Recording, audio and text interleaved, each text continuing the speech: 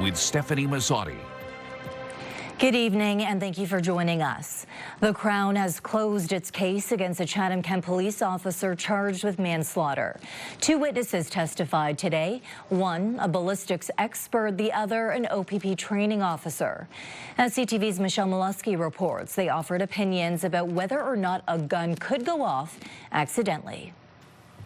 Nicholas Greaves was shot and killed on July 7, 2021. He was just 3 days from his 25th birthday and is survived by his fiancée, family, and a young child.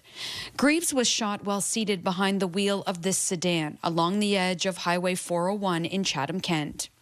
Court has previously learned Greaves and his two passengers knowingly stole $40 in gas from the Dutton en route.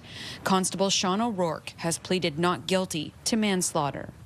The sergeant who responded with O'Rourke told the court Tuesday he heard O'Rourke say, "I think my gun went off." Wednesday in court, a ballistics expert testified there are 3 safety mechanisms on a Glock 9mm handgun used by the OPP. Judy Chin testified it would take at least 9 pounds of pressure on the trigger for it to go off. On cross-examination, she admitted she didn't put O'Rourke's gun under a microscope to check for damage to the slider or side rails of his weapon. And she testified she was not asked to conduct a drop test or bump test on his firearm.